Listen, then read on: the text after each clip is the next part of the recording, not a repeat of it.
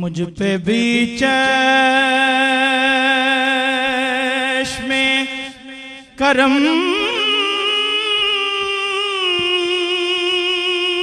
اے میرے آقا کرنا حق تو میرا آہے حق تو میرا بھی ہے رحمت کا تقاضا کرنا حق تو میرا آہے حق تو میرا ہاں حق تو میرا بھی ہے نا حق تو میرا بھی ہے رحمت کا تقاضا کرنا مجھ پہ بھی چشم کرم تو کسی کو بھی اٹھاتا نہیں اپنے در سے یا رسول اللہ تو کسی کو بھی اٹھاتا نہیں اپنے قال اللہ تعالی وتبارک فی القرآن المجید والفرقان الحمید بسم اللہ الرحمن الرحیم یا ایہا الذین آمنوا ادخلوا فی السلم کافہ صدق اللہ مولانا العظیم وصدق رسولہ النبی الکریم الرؤوف الرحیم اللہم نور قلوبنا بالقرآن وزین اخلاقنا بالقرآن وادخلنا الجنة بالقرآن ونجنا من النار بالقرآن قال اللہ تعالی وتبارک فی شان حبیبہ مخبرا وآمرا ان اللہ وملائکتہ یصلون علی النبی یا ایہا الذین آمنوا صلوا علیہ وسلموا تسلیما الصلاة والسلام علیکہ یا رسول اللہ وعلی آلکہ واصحابکہ یا محبوب رب العالمین۔ تمام حمد و ثنا، تعریف و توصیف اللہ جل مجدہ الکریم کی ذات بابرکات کے لیے جو خالق کائنات بھی ہے اور مالک شش جہات بھی۔ اللہ جل وعلا کی حمد و ثنا کے بعد رسول رحمت، شفیع معظم، نبی محتشم، اللہ کے پیارے، امت کے سہارے، رب کے محبوب، دانائے غیوب، مالک رقاب امم، فخر عرب و عجم، والی کون و مکان، سیاہ لا مکان، سید انس و جاں، سرور لالا رخاں، نیر تاباں، سر نشین مہوشاں، ماہ خوباں، شہنشاہ حسینہ، تتمہ دوراں، سر خیل زہرہ جمالاں، جلوائے صبح ازل، نور ذات لم یزل، باعث تکوین عالم، فخر آدم و بنی آدم، نیر بطہا، رازدار ما اوہا، شاہد ما طغا، صاحب علم نشرہ، معصوم آمنہ احمد مجتبیٰ، حضرت محمد مصطفیٰ صلی اللہ علیہ وسلم کے حضور ناز میں اپنی عقیدتوں، ارادتوں اور محبتوں کا خراج پیش کرنے کے بعد واجب الاحترام عالی مرتبت علماء کرام، بالخصوص صدر مجلس حاضہ حضرت قبلہ پروفیسر ڈاکٹر عبدالقدوس صاحب زیدہ مجدہ، علمہ، عملہ، عمرہ و شرفہ، قبلہ مفتی صاحب، حضرات سامعین، السلام علیکم ورحمۃ اللہ وبرکاتہ۔ سنی یوتھ کونسل کی جانب سے یہ منعقدہ تقریب جس میں مجھے اور آپ کو شرکت کا موقع نصیب ہو رہا ہے، اللہ تعالیٰ جل شانہ ایک ایک ساعت ایک ایک لمحہ اپنی بارگاہ میں مستجاب فرمائے۔ کتاب رحمت قرآن مجید سے چند کلمات آپ کے سامنے تلاوت کرنے کا شرف پایا ہے۔ کچھ باتیں عرض کرنے کے بعد اجازت چاہوں گا، اللہ تعالیٰ میری زبان پر کلمۃ الحق جاری فرمائے۔ ارشاد فرمایا، اے ایمان والو، اسلام میں پورے پورے داخل ہو جاؤ اور شیطان کے قدموں کی پیروی نہ کرو، بے شک وہ تمہارا کھلا دشمن ہے۔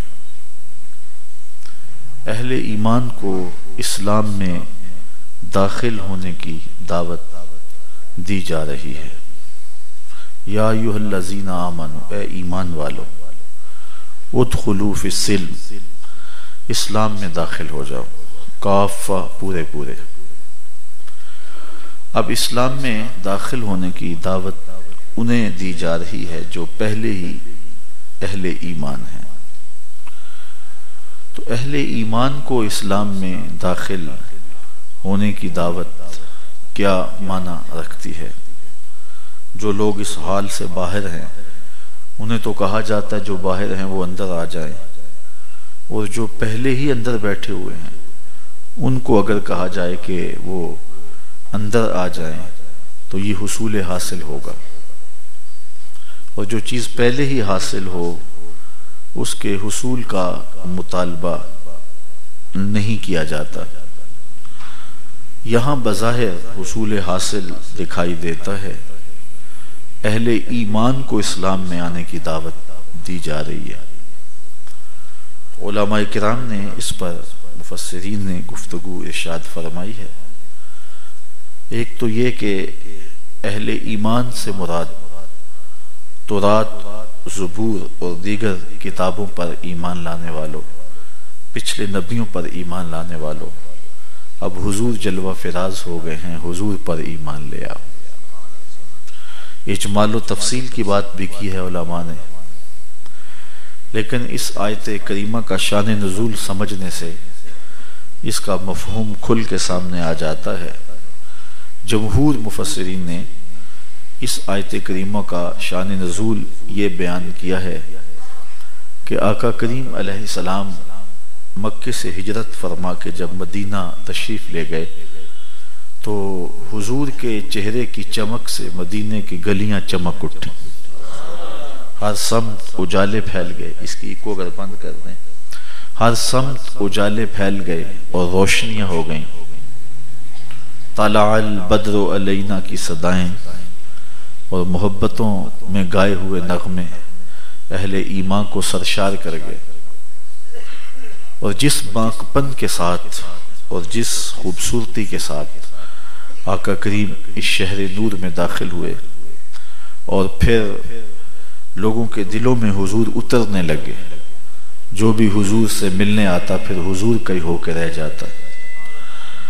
آپ جانتے ہیں کہ مدینے میں سیاسی تغلب یہودیوں کا تھا، مذہبی اجارہ داری بھی ان کی تھی، تجارت پہ قبضہ بھی انہی کا تھا۔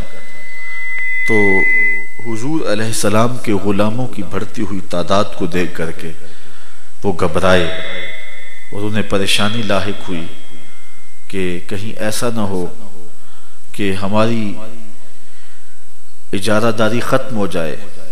تو انہوں نے فیصلہ کیا کہ اس آنے والے شخص سے مناظرہ کیا جائے، بحث چھیڑی جائے، اگر ہمارے سوالات کا معقول اور درست جواب دے گیا تو پھر اگلی بات سوچیں گے، نہیں تو یہ بات کہیں گے کہ ہمارے اعتراضات کا جواب نہیں بن پڑا۔ عبداللہ بن سلام یہودیوں کا پڑھا لکھا عالم ہے، ان کو تیار کیا کہ تم جاؤ اور جا کے ان سے بحث کرو۔ مشکات میں ابو داود میں باب فضل و صدقہ ہے، روایت موجود ہے کہ وہ باقاعدہ تیاری کے ساتھ حضور کی خدمت میں حاضر ہوئے۔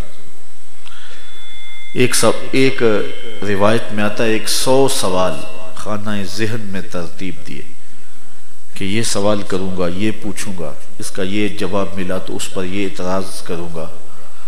تو ایک پورا مناظرہ ذہن میں ترتیب دے کر حضور کی خدمت میں آئے. ادھر علماء یہود نے ہاتھ اٹھا لیے کہ ہمارا مناظر کامیاب ہو کے آئے، لیکن تقدیر کو کچھ اور ہی منظور تھا. سودا لینے کے لیے بازار گئے، ہاتھ اس کے بکے جس کے خریدار گئے. عبداللہ بن سلام جب حضور کی مجلس میں پہنچے تو آقا گفتگو فرما رہے تھے، اور گفتگو کا عنوان صلہ رحمی تھا. تم سے جو تعلق توڑے تم اس سے تعلق جوڑو، جو تمہیں محروم رکھے تم ان کی جھولیاں بھر دو. تو عبداللہ ابن سلام حضور کی گفتگو سنتے رہے. جمال جہاں آرا کو دیکھا، بس پھر سوال بھول گئے. وہ جو گٹھڑی سوالات کی باندھ کے لائے تھے اس کی گرہیں کھلنے لگی اور سارے سوال تتلیوں کی طرح اڑ گئے.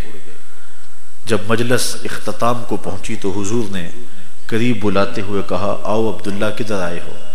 تو برجستہ عرض کی، حضور آپ کا نوکر بننے آیا ہوں. تیری تک کے ادامہ میں مرید ہو گئے، تیری پہلی نظر کا وار توبہ، دل اب تک دعائیں دے رہا ہے. تو عرض کی، حضور میں آپ کا غلام بننے آیا ہوں. اسلام کے دامن میں آ گئے. اب جو ہاتھ اٹھائے دعا گو تھے کہ ہمارا مناظر جیت کے آئے، اور ہمیں یہ خبر پہنچے کہ مسلمانوں کے نبی کو کوئی جواب نہیں آیا.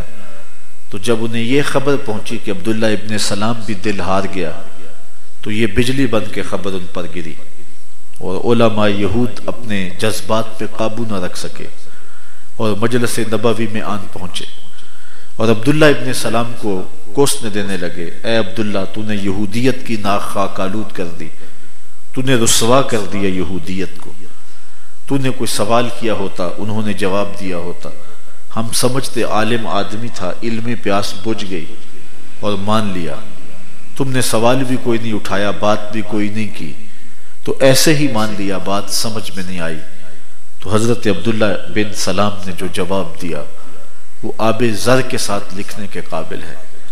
فرمانے لگے، جب میں نے اس پیارے محبوب کے جمال جہاں آرا کو دیکھا، عرفتُ ان وجہہ لیس بوجہ کذاب، تو میں نے دیکھتے ہی پہچان لیا یہ چہرہ کسی جھوٹے کا ہو ہی نہیں سکتا، چہرے کے اوپر ہی سچ لکھا ہوا ہے. دیکھنے والے کہا کرتے ہیں اللہ اللہ، یاد آتا ہے خدا دیکھ کے صورت تیری. امام نبہانی نے جواہر البحار میں اس بات کو لکھا ہے کہ جتنے بھی نبی تھے انہیں بھی مہر نبوت ان کے ہاتھ پہ تھی. حضور کی مہر نبوت محاذ قلب پہ تھی، چھپا کے رکھی گئی. اس کی کئی وجوہات بیان کی ہیں. ایک وجہ یہ بھی بیان کی کہ جب کوئی شخص آتا اور نبی سے مصافحہ کرتا، اس کا ہاتھ مہر نبوت سے چھوتا، وہ جان لیتا یہ اللہ کا نبی ہے. حضور علیہ السلام کی مہر نبوت کو چھپا کر کے رکھا گیا ہے کہ کوئی آئے اور دیکھے اور پھر مانے، اس کی ضرورت ہی نہیں. رب نے محبوب کا چہرہ ہی ایسا بنا دیا، جو دیکھتا وہ پکار اٹھتا یہ اللہ کا نبی ہی ہو سکتا ہے. دیکھنے والے کہا کرتے ہیں اللہ اللہ، یاد آتا ہے خدا دیکھ کے صورت تیری. امام زرقانی نے یہاں ایک بڑی خوبصورت بات لکھی ہے. وفد طارق یہ مدینہ شریف کے قریب قیام پذیر تھا کہ حضور سیر کرتے ہوئے تشریف لے گئے. تو وہاں ان کے اونٹ چل رہے تھے. سرخ رنگ کا ایک اونٹ حضور کو پسند آ گیا. اہل قافلہ سے کہا بیچتے ہو؟ انہوں نے بیچنا تھا یا نہیں بیچنا تھا. جب حضور نے پوچھا تو عرض کی حضور بیچتے ہیں. میرے شیخ طریقت پنجابی کے بہت بڑے شاعر بھی گزرے ہیں، وہ فرماتے ہیں میں دل ویچاں میں جگر ویچاں جے پیارا محمد آ جاوے، نہیں میں اپنا سارا کار ویچاں جے پیارا محمد آ جاوے. انہوں نے پتہ نہیں بیچنا تھا یا نہیں. جب حضور نے پوچھا تو کہا جی بیچتے ہیں. کتنے کا سودا ہو گیا؟ حضور نے فرمایا کہ میں قیمت لے کر نہیں آیا، میں تو سیر کی غرض سے یہاں تک آ پہنچا، تو اگر مجھے اونٹ آپ دے دیں تو میں اپنے شہر میں جا کر کس کی قیمت بھیج دیتا ہوں. انہوں نے کہا کوئی حرج نہیں. اونٹ حضور کو پکڑا دیا. آقا کریم علیہ السلام اونٹ لے کر کے واپس چل دیے. جب تک حضور نگاہوں میں رہے وہ دیکھتے رہے. جب نظروں سے اوجھل ہو گئے تو دل پہ ہاتھ رکھ کے کھڑے ہو گئے. تھوڑی دیر کے بعد آپس میں گفتگو کرنے لگے. یار ایک شخص آیا اور تم سے قیمتی اونٹ لے گیا, تم نے اس کا پتہ بھی نہیں پوچھا. کوئی شخص نقد سودا لینا چاہے تو اس کا پتہ پوچھنے کی ضرورت نہیں ہوتی, اور اگر کسی کو آپ ادھار دیں یا تو اسے جانتے ہوں, یا کوئی درمیان میں ضامن ہو, یا وہ کوئی چیز گروی رکھ جائے. تو کہا ایک شخص آیا, اونٹ بھی ادھار لے گیا, تم جانتے بھی نہیں, اس نے اپنا پتہ بھی نہیں بتایا, تم نے پوچھا بھی نہیں, اس نے کوئی شے بھی گروی بھی نہیں رکھی, درمیان میں کوئی ضامن بھی نہیں دیا. یار کسی کو ہوش نہ رہا, سب مبہوت ہو کے رہ گئے. کوئی تو اس کا پتہ پوچھ لیتا. ایک بولا یار جب وہ بات کرتا تھا منہ سے پھول جھڑتے تھے. اذا تکلم رؤیا کالنور یخرج من بین ثنایاہ. حضور جب بات کرتے تھے, حضرت عبداللہ بن عباس فرماتے ہیں, نور کی کرنیں چھن چھن کے نکلتی تھی. دوسرا بولا یار میں تو اس کی زلفوں کے پیچ و تاب میں کھو گیا, میں تو اس کی زلفیں ہی دیکھتا رہ گیا. ایک بولا یار میں تو اس کی آنکھوں کے ساگر میں ڈوب گیا, کیا خوب سجن دیاں اکھیاں نے, جی میں پار کے سرائیاں رکھیاں نے. بہرحال انہوں نے کہا کہ تم اس کے حسن میں کھوئے رہے تو وہ تمہارا قیمتی اونٹ ہتھیا کے لے گیا. تو جب یہ بات کہی, امام زرقانی نے لکھا ہے کہ قافلے کے سردار کی بیوی نے خیمے کا پردہ سرکایا اور ان لوگوں سے مخاطب ہو کے بولی انا ضامنۃ لثمن جمالکم لا یغدر بکم. خبردار اس کے خلاف کوئی بات کی, اگر وہ قیمت نہ دینے آیا تو قیمت مجھ سے لے لینا, میں ضمانت دیتی ہوں. لوگوں نے کہا اچھا تو جانتی ہے؟ کہا واللہ میں بھی نہیں جانتی. تو کہا پھر ضمانت کس بات پہ دے رہی ہے؟ کہا جب تم اس سے سودا کر رہے تھے میں نے خیمے کی اوٹ سے اس کا چہرہ دیکھا, اور جس کا چہرہ اتنا سونا ہو وہ جھوٹ بول ہی نہیں سکتا. تھوڑی دیر کے بعد حضور کے غلام آئے اور کہا اہل قافلہ کون ہے جن سے ہمارے آقا نے اونٹ خریدا؟ تو انہوں نے کہا ہم لوگ ہیں. کہا یہ حضور نے آپ کی ضیافت کے لیے کھجوریں بھیجی ہیں اور ان سے قیمت پوری کر لو. تو انہوں نے کہا کہ یہ تو ہم بعد میں لیں گے, پہلے یہ بتاؤ وہ پیارا رہتا کہاں ہے؟ تو کہا یہی کھجوروں کا جھنڈ, یہی نخلستان مدینہ, یہی ڈیرا ہے اس محبوب عالی کا. تو وفد طارق حضور کی خدمت میں جا پہنچا اور آقا کریم کے ہاتھ پہ بیعت کر کے اسلام کی دولت سے مالا مال ہوتا ہے. تیری تک کے ادامہ میں مرید ہو گئی.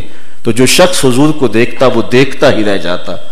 تو عبداللہ ابن سلام نے کہا کہ مجھے کیا پوچھتے ہو؟ جب میں نے اس پیارے محبوب کے چہرے کو دیکھا, عرفت ان وجہہ لیس بوجہ کذاب, تو میں نے جان لیا یہ چہرہ کسی جھوٹے کا نہیں ہو سکتا ہے. تو عبداللہ ابن سلام جب اسلام لائے تو ان کا اسلام لانا معمولی نوعیت کا واقعہ نہیں تھا. ان کے دیکھا دیکھی کئی اور یہودی بھی اسلام کے دامن میں آ گئے. ابن یامین نے بھی کلمہ پڑھ لیا, کچھ اور لوگوں نے بھی اسلام کے دامن میں پناہ لے لی. تو یہودیوں کے کچھ لوگ عبداللہ بن سلام کے ساتھ ہی اسلام میں داخل ہو گئے. اب یہودی اونٹ کا گوشت نہیں کھاتے اور اونٹ کا دودھ بھی نہیں پیتے.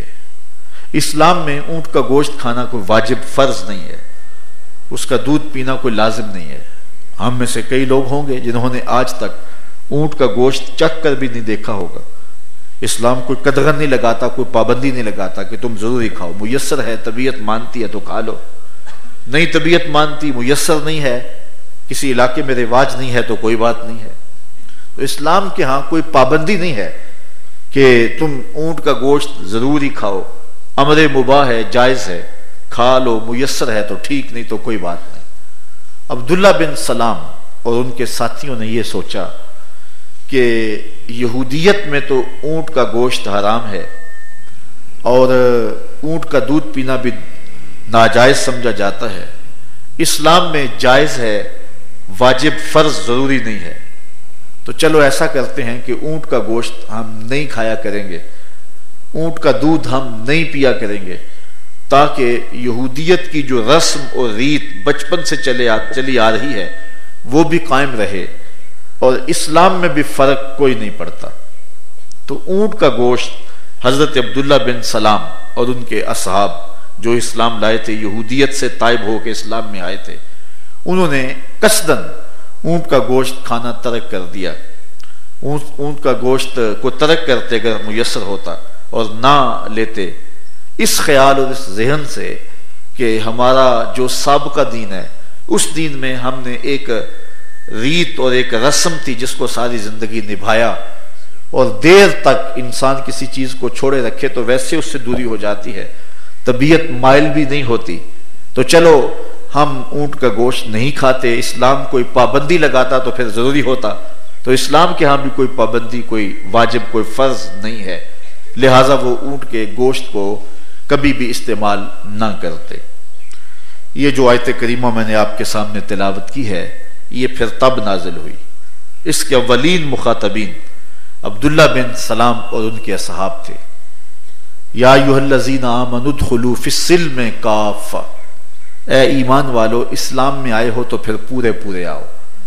عبداللہ ابن سلام اور ان کے اصحاب کو کہا گیا کہ اور کوئی اونٹ کا گوشت کھائے یا نہ کھائے لیکن تمہیں کھانا پڑے گا، اس لیے کہ تم اس وجہ سے چھوڑ رہے ہو کہ یہودیت کی ایک رسم کا تمہیں پاس اور لحاظ ہے، اس لیے جب اسلام میں آئے ہو تو پھر ماضی کی کہانیاں چھوڑنی پڑیں گی اور یہودیت کی رسموں کو ترک کرنا پڑے گا، تو ماضی کی ایک رسم کو سینے سے لگائے ہوئے ہو اور ایک معمول کو جاری رکھے ہوئے ہو، اس لیے اور کوئی اونٹ کا گوشت کھائے یا نہ کھائے اسلام پابند کرتا بھی نہیں ہے، لیکن تمہیں اونٹ کا گوشت کھانا پڑے گا تاکہ یہودیت کا وہ معمول اور یہودیت کی وہ رسم اور تمہارا وہ ذہن جو اونٹ کے گوشت کو ترک کرنے کا ہے وہ کرچی کرچی ہو جائے، اور اسلام کے امر مباح کی عظمت واضح ہو کہ اسلام اپنے ماننے والوں کے حوالے سے اتنا غیرت مند دین ہے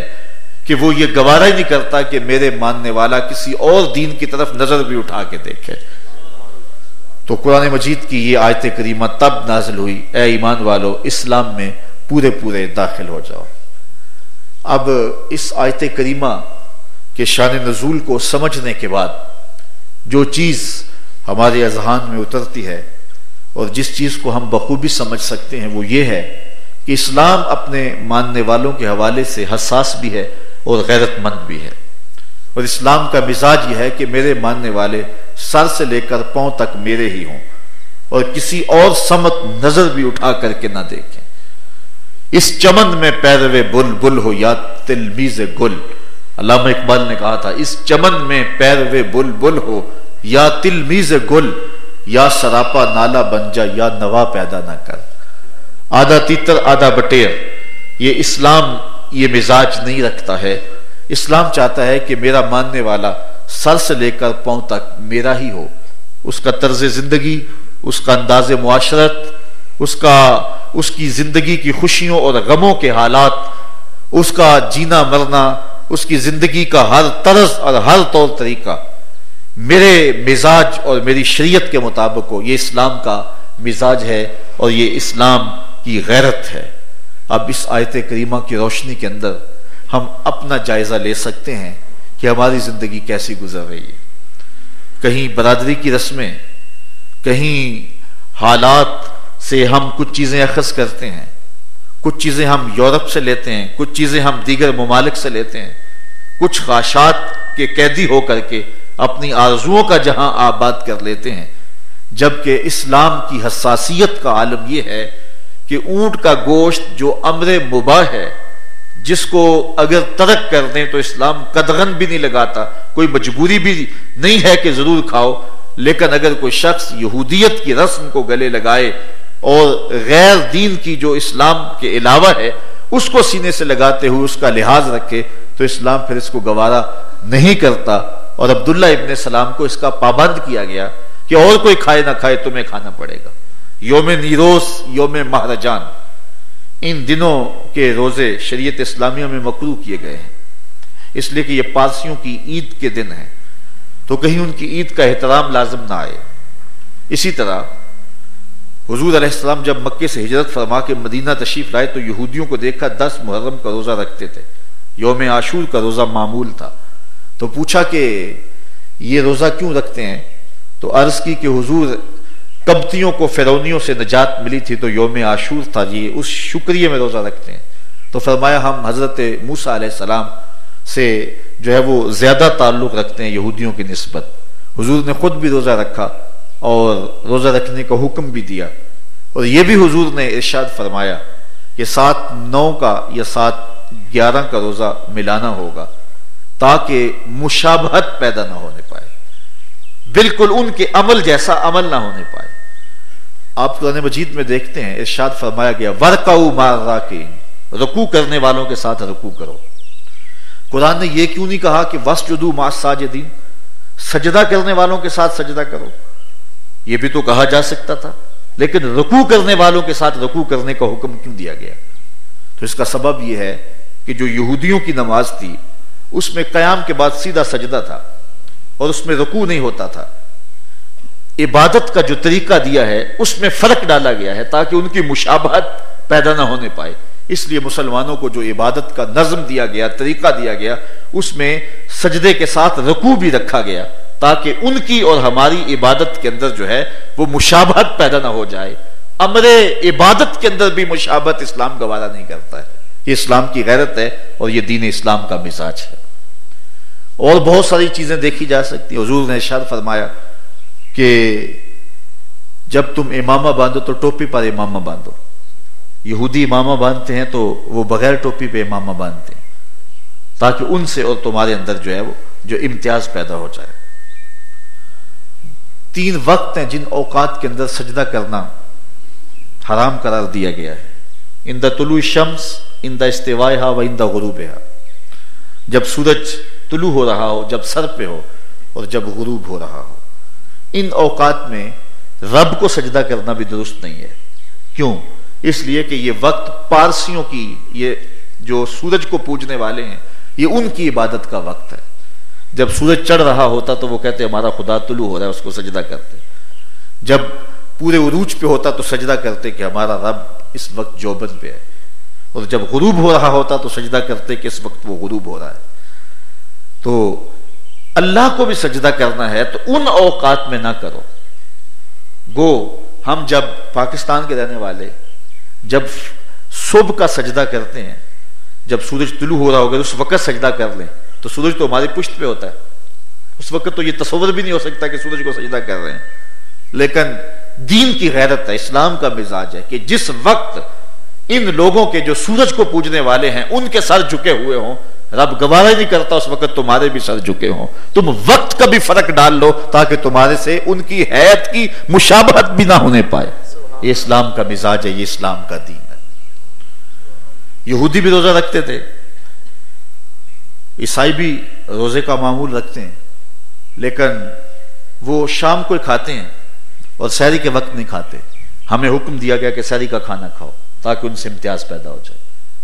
وہ روزہ دیر سے کھولتے ہیں, تاروں کی چھاؤں میں کھولتے ہیں, لیکن ہمیں حکم دیا گیا تاجیل افطار کا کہ جلدی افطار کر لو تاکہ ان سے مشابہت تمہاری روزہ رکھنے میں مشابہت پیدا نہ ہو, روزہ کھولنے کے وقت میں مشابہت پیدا نہ ہو.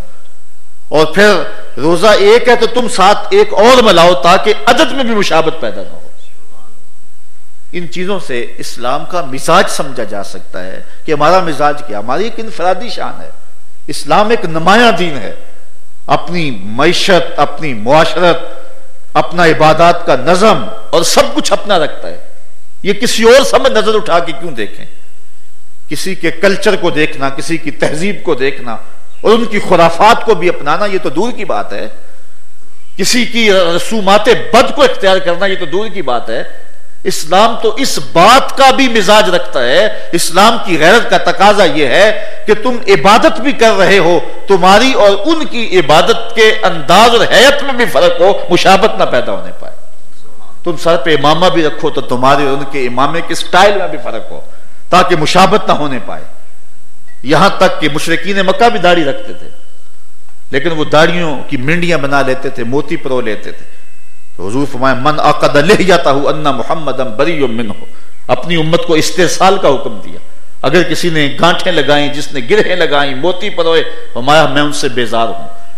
داڑھی رکھنے کے سٹائل میں بھی ان کی مشابہت سے بچنے کا حکم دیا. یہ شعار ہے اسلامی, لیکن ان کے اندر بھی مشابہت نہ ہونے پائے. تمہاری لباس میں مشابہت نہ ہو, تمہاری وضاقتہ میں مشابہت نہ ہو, طرز عبادت میں مشابہت نہ ہو. تو یہ اسلام کا اپنا ایک انفرادی نظام ہے, اسلام کی اپنی شان ہے. بعض لوگ یہ کہہ دیتے ہیں کہ مولوی تو بہت تنگ دین کر دیتے ہیں. یار ایسی کوئی بات نہیں ہے, دل سے بندہ مسلمان ہونا چاہیے, طرز زندگی کوئی بھی ہو. تو میں سادی مثال سے ایک بات کیا کرتا ہوں کہ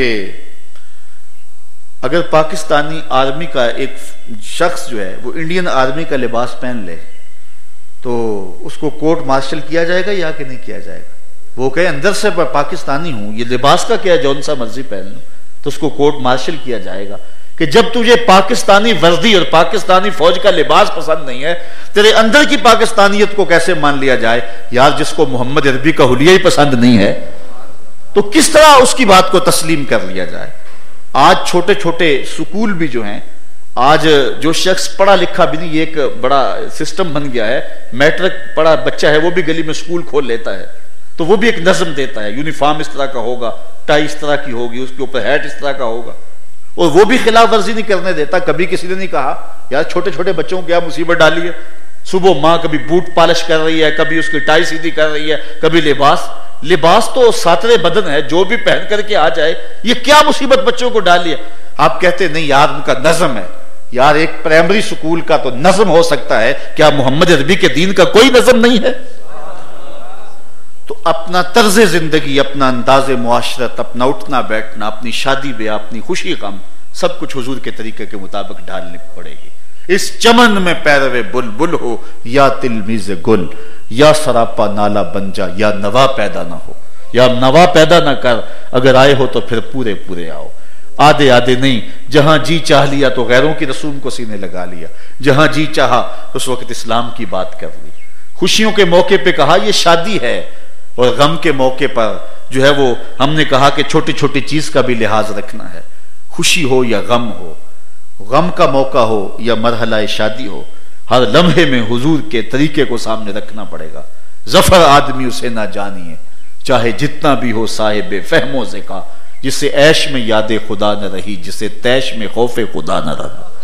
عیش کی زندگی ہو یا تیش کی زندگی ہو, خوشی کا غم موقع ہو یا غم کا مرحلہ ہو, ہر موقع پہ حضور کی شریعت کے دامن کو ہی تھامنا پڑے گا. ہمارا سب کچھ تو حضور ہے, ہماری زندگی کا اثاثہ ہی حضور ہے.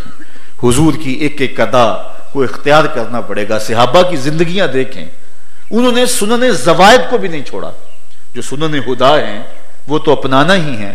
وہ چیزیں انسان اپنی طبع کو کسی کی طبع میں نہیں ڈھالتا.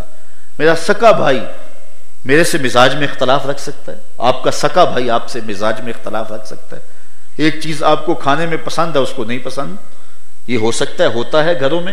شام کے وقت بعض اوقات بوڑھی ماں کو مسئلہ ہوتا ہے کون سی شے پکاؤں, یہ فلاں بچہ کھاتا ہے, فلاں بچہ اس کو پسند نہیں کرتا, اس کے لیے الگ سے انتظام کرنا ہوتا ہے. تو طبیعتوں کا تفاوت یہ ایک ہو سکتا ہے, اس میں کوئی بات نہیں ہے. لیکن صحابہ نے اپنی طبیعتیں بھی حضور کی طبع میں ڈال دیں. حضرت انس بن مالک رضی اللہ تعالی عنہ کو کسی نے دیکھا کہ شوربے سے کدو کے ٹکڑے نکال کے کھا رہے ہیں, تو پوچھا کہ حضرت یہ کیا کر رہے ہو؟ کہا ایک دن میں نے حضور کو یوں کرتے ہوئے دیکھا تھا. تو اپنی طبیعتیں بھی حضور علیہ السلام کی طبع کے سانچے میں ڈال دی. یہ محبتوں کا عالم ہے, یہ الفتوں کا کرینہ رہا ہے. انہوں نے حضور علیہ السلام کے چہرے کے تیور دیکھے اور زندگی اس کے مطابق کر دی. مدینے کی گلی سے حضور گزر رہے ہیں, ایک انصاری کا بڑا اونچا گنبد نما مکان بن رہا تھا. حضور نے گزرتے ہوئے پوچھا کس کا ہے؟ کہا فلاں انصاری کا. تو آقا کریم علیہ السلام نے کچھ کہا نہیں, چہرے پہ ناگواری کے اظہار آئے اور حضور گزر گئے. کسی نے اس انصاری صحابی کو بتا دیا حضور اس گلی سے گزرے تھے, تیرے مکان کو دیکھا, چہرے پہ آثار مسرت نہیں آئے, خوش نہیں ہوئے حضور. اس نے کدال لی اور اس مکان کو زمین کے برابر کر دیا. کچھ عرصہ گزرا, حضور دوبارہ اس راستے سے گزرے, دیکھا مکان نہیں تھا. پوچھا کدھر گیا؟ عرض کی گرا دیا گیا. فرمایا بلاؤ اسے. بلایا گیا. کہا میں کچھ دن قبل گزرا تھا, تیرا مکان تھا, حضور گرا دیا. کہا کیوں؟ عرض کی سنا تھا آپ کو پسند نہیں, سنا تھا آپ کو پسند نہیں. میں اور آپ سر سے لے کر پاؤں تک, اپنی شادی بیاہ سے لے کر کے اپنی موت تک, اپنے کاروبار سے لے کر طرز سیاست تک, ہم دیکھیں ہمارا کیا کیا حضور کو پسند نہیں. جب تک اپنے آپ کو حضور کی رضا کے سانچے میں نہیں ڈھالیں گے حضور کی رضا نصیب نہیں ہوگی. چوں بنام مصطفیٰ خانم درود از خجالت آب می گردد وجود عشق می گویت کہ محکوم غیر سینائے تو از بتاں مانند دیر تا نداری از محمد رنگ و بو بر زبان خود میالہ نام او. اور اس کا ترجمہ میرے شیخ یوں کرتے ہیں یاری لاتوں پاک نبی سنگ اے پر پوری یاری پھر درود قبول ہے تیرا لکھ نہ لوں ایک باری. میرے استاد ایک بڑی خوبصورت بات فرمایا کرتے تھے کہ یہ نہ ہو کہ لوگ تمہیں پوچھیں تم کون ہوتے ہو اور تمہیں بتانا پڑے کہ ہم مسلمان ہوتے ہیں. یہ دیکھو مذہب کے خانے میں اسلام لکھا ہوا ہے. فرمایا کرتے تھے صاحب کسی کو پوچھنا نہ پڑے اور تمہیں بتانا نہ پڑے, اپنا پاسپورٹ پیش نہ کرنا پڑے, یہ دیکھو مذہب کے خانے میں اسلام لکھا ہوا ہے. فرمایا کرتے تھے تیری وضاحت, تیرا طرز زندگی, تیری گفتگو, تیری بولی, تیرا انداز, تکلم کا سٹائل ایسا ہونا چاہیے لوگ دور سے دیکھ کے کہیں وہ دیکھو مصطفیٰ کا غلام آ رہا ہے. اپنے طرز زندگی کو اس طرح ڈھال لیں. اسلام میں داخل ہوئے تو پھر پورے پورے آئیں. آدھا تیتر آدھا بٹیر یہ اسلام کا مزاج نہیں. اسلام چاہتا میرا ماننے والا پھر میرا ہی ہو, اس کی ادائیں بھی میرے مزاج کے مطابق ہو, اس کا طرز زندگی, اس کا انداز عبادت, اس کا سب کچھ میرا ہو. اس کو دیکھ کر کے جو ہے وہ اسلام یاد آ جائے, اسلام کی غیرت یاد آ جائے. آج میں اور آپ جس طرح کی خواہشات میں لتھڑی ہوئی زندگی گزار رہے ہیں اور آج ہم کہتے ہیں کہ پوری دنیا کے اوپر ہم رسوا ہو رہے ہیں. ہم دیکھیں کہ رسوائی ہمارا جو مقدور بن گئی ہے, کیا ہم اپنے آپ کو اللہ اور اس کے رسول کے سپرد کر چکے ہیں؟ کلیتاً اپنی خواہشات, اپنی آرزویں, اپنی تمنائیں, اپنا سب کچھ اللہ رسول کے سپرد کر چکے ہیں.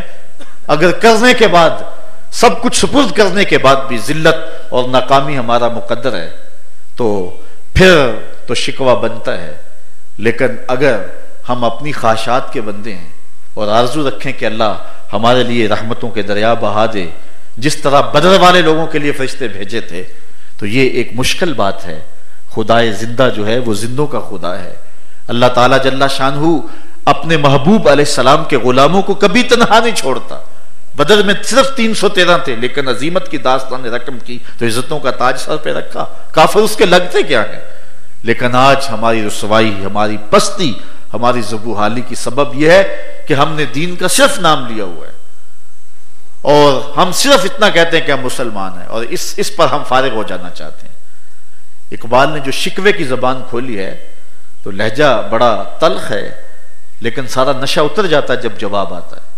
شکوے کے اندر وہ بولتا ہے تیرے کعبے کو جبینوں سے بسایا ہم نے, نو انسانی کو غلامی سے چھڑایا ہم نے, صفائے دہر سے باطل کو مٹایا ہم نے, تیرے قرآن کو سینوں سے لگایا ہم نے, پھر بھی ہم سے گلا ہے کہ وفادار نہیں. ہم وفادار نہیں, تو بھی تو دلدار نہیں. بات بہت تلخ کر دی لیکن جب جواب آیا تو سارا نشہ اترا. لفظ وہی ہیں, صرف صیغہ بدلتا ہے. میرے کعبے کو جبینوں سے بسایا کس نے, نو انسانی کو غلامی سے چھڑایا کس نے, صفائے دہر سے باطل کو مٹایا کس نے, میرے قرآن کو سینوں سے لگایا کس نے, تھے تو آبا وہ تمہارے ہی مگر تم کیا ہو, ہاتھ پہ ہاتھ دھرے منتظر فردا ہو, ہر کوئی مست مئے ذوق تن آسانی ہے, تم مسلمان ہو یہ انداز مسلمانی ہے, حیدری فقر ہے نئے دولت عثمانی ہے, تم کو اسلاف سے کیا نسبت روحانی ہے, وہ معزز تھے زمانے میں مسلمان ہو کر, تم خار ہوئے ہو تارک قرآن ہو کر. وہ تو قرآن کو اٹھاتے اور زندگیاں قرآن کا نقشہ نظر آتی اور ہم نے صرف قرآن کو قول میں تکرار اور نوبت آ جائے, لڑائی اور الجھاؤ بن جائے تو پھر سر پہ اٹھانے کے لیے رکھا ہے. مرنے والے کے لیے ہم سورہ یاسین پڑھ کے ہم سمجھتے ہیں کہ قرآن کا حق ادا کر دیا ہے. مرنے والے کی روح کے اصال ثواب کے لیے ہم نے قرآن مجید کی تلاوت معمول زندگی رکھا ہے. اقبال کا لہجہ یہاں بڑا خوبصورت اور حکیمانہ ہے. بندے صوفی و ملا اسیری حیات از حکمت قرآن گیری, با یاتش ترا کار جزی نیز کہ از یاسین او آساں بمیری. اقبال کہتا ہے تو جاہل صوفی اور کاہل ملا کے ایسے پھندے میں پھنسا کہ تو نے قرآن سے زندگی تلاش نہیں کی، قرآن کی آیتوں سے تجھے صرف اتنا سروکار ہے۔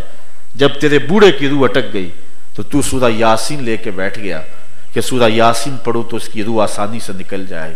اقبال کہتا ہے اس میں کوئی شک نہیں، اس کی روح آسانی سے نکل جائے گی، لیکن افسوسناک پہلو یہ ہے کہ تو نے قرآن سے بھی مرنا ہی سیکھا، کاش اس قرآن سے جینا بھی سیکھ لیا ہوتا، اس سے جینے کی راہیں بھی تلاش کر لی ہوتی۔ یہ حیات آفری ہے، اس کا لفظ لفظ زندگی بانٹتا ہے، اس کا حرف حرف روشنی دیتا ہے۔ اس قرآن سے تیرا ربط مضبوط ہوتا اور اس کتاب کو تو نے روحوں میں اتار لیا ہوتا۔ بلکہ ایک جگہ کا ای کتاب زندہ قرآن حکیم، حکمت او لا یزالستو قدیم، یہ زندہ کتاب ہے۔ آج بھی کوئی امت اس وقت وحی الہی کو پیش نہیں کر سکتی ہے، ان کی کتابوں میں تحریف ہو گئی ہے۔ امت مسلمہ کے پاس یہ روشن سرچشمہ نور موجود ہے، آج بھی اگر وہ اٹھنا چاہے تو قرآن کو لے کر کے، صداقتوں کی امین ہے یہ کتاب، روشنیوں کا اور انوار کا جھلمٹ ہے یہ کتاب، اور اس کتاب کو اٹھا کر کے پوری دنیا کے اوپر چھا سکتی ہے۔ لیکن ہم نے اس کتاب رحمت کو چھوڑ دیا اور اس کی سزا ہم کاٹ رہے ہیں پوری دنیا کے اوپر۔ اس وقت امت مسلمہ کی جو حالت ہے وہ کسی سے مخفی نہیں ہے۔ شکوہ ہم کیسے کر سکتے ہیں کہ ہم خود اپنے گناہوں کی سزا کاٹ رہے ہیں، ہم خود اپنے جو جرم ہیں ان کی سزا کاٹ رہے ہیں۔ جب شیخ تیمور کو جب اس کو پکڑ لیا، اس کی بیٹیوں کو برہنہ کر کے اس کے محل کے اندر عبد القادر روحیلہ نے جب برہنہ جب ان کو رقص کروایا تو پتہ نہیں اس کے دل میں کیا خیال آیا، تو اس نے اپنی زرہ اتار دی۔ ملک تیمور کی بیٹیاں برہنہ ناچ رہی ہیں اور یہ پہرے داروں کو کمرے سے نکل جانے کا کہہ دیتا ہے، اور پھر اس نے اپنا جو اسلحہ تھا وہ بھی اتار کے ایک جانب رکھ دیا اور چارپائی کے اوپر لیٹ گیا، اور پھر لمبے لمبے خراٹے لینے لگا۔ لیکن وہ بیٹیاں مسلسل ناچتی رہیں۔ تھوڑی دیر کے بعد وہ بستر سے اٹھا اور اس نے جو کہا کہ میں یہ جو اسلحہ اتارا تھا اور میں جو چارپائی پہ لیٹ گیا تھا، یہ تکلف تھا، یہ بناوٹ تھی، میں سویا نہیں تھا، کہ جو جنگ کے جری جوان ہوتے ہیں وہ ایسے موقعوں پہ سویا نہیں کرتے۔ لیکن مجھے غیرت آئی اور میرا خیال یہ تھا کہ تیمور کی کوئی بیٹی میرے ہی خنجر سے میرا سینہ شک کر دے گی، لیکن اس کے باوجود بھی تم ناچتی رہی۔ تو اس نے ایک جملہ کہا تھا، حمیت نام تھا جس کا گئی تیمور کے گھر سے۔ اقبال نے اس کو نظم کیا ہے، اس نے کہا تمہاری سزا یہی ہے، میں غلط نہیں کر رہا، تمہارے اوپر یہ میرا تغلب اور تمہاری یہ ذلت یہ تمہارا مقدر تھا، اس لیے کہ تم سے غیرت رخصت ہو گئی ہے۔ آج امت مسلمہ جن حالات میں ہے اور جس کیفیت میں ہے، جب اپنے نبی کے دامن کو ہی ہم چھوڑ چکے ہیں، جب ہم دین کو ایک ثانوی مسئلہ بنا چکے ہیں، جب خواہشات کے غلام اور اسیر بن چکے ہیں، تو آج امت در بدر ٹھوکریں کھائیں تو رب کو پرواہ نہیں ہے۔ خدائے زندہ زندوں کا خدا ہے۔ آج بھی اگر ہم مصطفیٰ کریم کے دامن کو مضبوطی سے تھام لیں، آج بھی ہم پوری قوت کے ساتھ میدان عمل میں موجود ہوں، آج بھی اپنا طرز زندگی، اپنا انداز معاشرت حضور کے طریقہ حیات کے مطابق بنا لیں، تو جو رب بدر میں 313 کو غلبہ دینے والا ہے، وہ 1 ارب 40 کروڑ انسانوں کو خانمہ برباد نہ رہنے دے، وہ آج ہمیں سر بلند کر دے اور عزتوں کا تاج ہمارے سر پہ رکھ دے۔ لیکن ہم اپنی رسوائیوں اور اپنی ذلتوں کے خود جو ہیں وہ ذمہ دار ہیں۔ امت مسلمہ اس وقت کتاب رحمت قرآن مجید کو اگر پوری قوت کے ساتھ تھام لیتی ہے اور اس کے حلال و حرام کو اپنا لیتی ہے تو زندگی کا جمال اور زندگی کا حسن انہیں نصیب ہو سکتا ہے۔ لیکن افسوسناک پہلو یہ ہے کہ آج ہم دین گریز ہو گئے ہیں، گفتگو اور گفتار کے غازی تو ہم ہیں، لیکن کردار کی زندگی سے ہم بہت دور ہیں۔ بات کرنے کو تو ہم بہت دور کی کوڑی لائیں گے، لیکن عملی زندگی کے اندر ہم زیرو ہیں، جس کے نتیجے کے اندر آج دنیا کے سامنے ہم پس رہے ہیں، کٹ رہے ہیں، لٹ رہے ہیں۔ سڑکوں کے اوپر آ کے ہم سینہ تان کے کہتے ہیں امریکہ مرد آباد، لیکن ہمارا طرز زندگی، ہمارا انداز معاشرت وہی ہے جو وہ چاہتا ہے، اور وہی پالیسیاں ہیں جو وہ ہمیں دیے ہوئے ہیں۔ تو کیا اس طرح کہہ دینے سے ہم سرخرو ہو جائیں گے؟ یا کہ ہم نے اپنے آپ کو بدلنا ہے۔ اللہ تعالیٰ قرآن مجید کی اس آیت کریمہ کے اس حصے میں ہمیں خاص طور پہ جھنجھوڑ رہا ہے کہ اے ایمان والو، اگر آئے ہو تو پھر پورے پورے آؤ، آدھا تیتر آدھا بٹیر یہ نہیں چلے گا، سر سے لے کر پاؤں تک ہو جاؤ تو پھر دیکھنا کہ تمہارے اوپر فتح و ظفر کا تاج تمہارے سر کے اوپر رکھ دوں گا، پھر مقدور تمہارا رسوائیاں نہیں ہوگی، پھر عزت کا تاج تمہارا مقدر ہوگا۔ آج ہم عمل گریز یہاں تک ہو گئے کہ میں ابھی گزشتہ شب کہہ رہا تھا کہ بطور فیشن آج 4 آدمی بیٹھتے ہیں تو بات کرتے ہیں جی آج کل دین پہ چلنا بڑا اوکھا ہو گیا، بڑا مشکل ہو گیا، اور سارے تائید میں سر ہلاتے ہیں جی واقعی آج کل دین پہ چلنا بڑا مشکل ہو گیا ہے۔ میں اس کے جواب میں اتنی بات کہتا ہوں، یہ وہ شخص کہتا ہے دین پہ چلنا مشکل ہو گیا ہے جو مسجد میں آتا ہے تو قالین بچھے ہوئے ہیں، ٹھنڈا اور گرم پانی موسم کے مطابق دستیاب ہے، اور باہر پہرے دار کھڑا ہے کہ اس کو ضرر نہ پہنچے۔ وہ شخص جو مخملی مسلوں کے اوپر سجدہ کرتا ہے وہ بطور فیشن کہتا ہے آج کل دین پہ چلنا بڑا مشکل ہے۔ تو میں اس کے جواب میں کہتا ہوں صاحب تیرے لیے دین پہ چلنا مشکل ہے یا کربلا والے حسین کے لیے مشکل تھا؟ تیرے لیے دین پہ چلنا مشکل ہے یا تپتی ریت کے اوپر سجدے کرنے والے بلال حبشی کے لیے مشکل تھا؟ جن کے لیے مشکل تھی انہوں نے تو مشکل کاٹ لی، انہوں نے تو نہیں کہا کہ دین پہ چلنا مشکل ہے۔ حضرت بلال حبشی کے ساتھ کیا کچھ نہیں ہوا، کوڑے مارے گئے، پاؤں میں رسیاں ڈال کے گھسیٹا گیا، دکھ دیے گئے، اذیتیں انہوں نے برداشت کی۔ ہم نے کون سی اذیت سہی ہے؟ دین کے راستے میں بچپن سے لے کے اب تک میں اور آپ اپنا تجزیہ کریں، ہمیں کون سی قربانی دینی پڑی ہے، کون سا جو ہے وہ اس لیے خون دینا پڑا ہے؟ وہ جنہوں نے خون دیا، جنہوں نے اپنا سب کچھ کٹا دیا، ظالم امیہ کوڑے مارا، بلال آگے سے مسکراتے ہیں۔ کسی نے روک کے کہا بلال عجیب تماشا ہے، یہ تمہیں کوڑے مارتے ہیں تو آگے سے مسکراتے ہو؟ تو جو بلال حبشی نے جواب دیا وہ سننے کے قابل، فرمانے لگے کہ جب تم بازار میں جاتے ہو مٹی کا برتن خریدنے کے لیے تو اس کو بھی ٹھونک ٹھونک کے دیکھتے ہو، اس کی آواز تو ٹھیک ہے، کہیں کچا تو نہیں ہے؟ کہا صاحب مٹی کا برتن بھی خریدو تو ٹھونک ٹھونک کے دیکھتے ہو، یہ کہیں کچا تو نہیں ہے؟ میرا مالک بلال کو خرید رہا ہے، دکھ رہا ہے بلال کہیں کچا تو نہیں ہے، اس کی آواز تو ٹھیک ہے۔ میں کہتا ہوں مالک کھل ادھر بھی جائے، حق حق کی آواز ختم نہیں ہوگی۔ زخم زخم کا کے جی خون جگر کے گھونٹ پی، آہ نہ کر لبوں کو سی، عشق ہے دل لگی نہیں۔ اگر محبت کا دم بھرا ہے تو پھر مشکلیں سہنی پڑنی ہیں، تکالیف بھی سہنی پڑنی ہیں۔ ہمارے لیے کوئی تکالیف نہیں ہے، وہ مشکل بتانے والا ہے جس کی نشاندہی مخبر صادق نبی رحمت صلی اللہ علیہ وسلم نے کی ہے کہ ایمان محفوظ رکھنا اتنا مشکل ہوگا جس طرح ہتھیلی کے اوپر کوئلہ رکھنا مشکل ہوتا ہے۔ وہ بتانے والا ہے، وہ تلخ حالات آنے والے، ہمارے لیے وہ حالات نہیں ہیں۔ اگر راہ دین پہ چلنا چاہیں تو کوئی مشکل نہیں ہے، لیکن ہم اپنے نفس کی اپنی خواہشات کے غلام بن چکے ہیں، شیطان کے قدموں کی پیروی کرنے لگے ہیں، جس سے ہمیں روکا گیا ہے، جس سے ہمیں منع کیا گیا ہے۔ اگر ہم اپنے طرز زندگی اللہ اس کے رسول کی راہوں کے مطابق اختیار کریں اور بنائیں تو آج بھی کامیابی اور کامرانی ہمارا مقدور ہے۔ دوسری جانب جو عالمی قوتیں ہیں وہ ہمارے ساتھ کرنا چاہ رہی ہے اور جو کر رہی ہیں وہ بھی حقیقت ہے، اس کا انکار بھی نہیں ہے، لیکن وہ تو ان کا کام ہے، انہوں نے کرنا ہی۔ اس وقت امت مسلمہ کو معاشی بحران کے اندر مبتلا کرنے کے لیے جو کاوشیں ہو رہی ہیں وہ آپ لوگوں کے سامنے سب باشعور۔ آگے فرقہ واریت کی جو آگ روشن کی جا رہی ہے اس وقت بھی آنے والے دور میں، اور بدقسمتی سے ان کو ہمارے اندر سے لوگ مل گئے۔ اس وقت 2 مسلم ملک ہیں جو فرقہ واریت کی آگ کو ایندھن فراہم کر رہے ہیں، اور پوری دنیا کے اندر یہ 2 ملک ہماری جان چھوڑ دیں تو فرقہ واریت ختم ہو سکتی ہے۔ یہ بات سچ ہے کہ یہ جو فرقہ واریت کا کلچر تھا ہمارے معاشرے کے اندر اب وہ پوری دنیا کے اندر نہیں رہا ہے، لیکن اس کے باوجود بھی یہ فرقہ وارانہ فسادات ہو رہے ہیں۔ تو یہ کیوں ہو رہے ہیں؟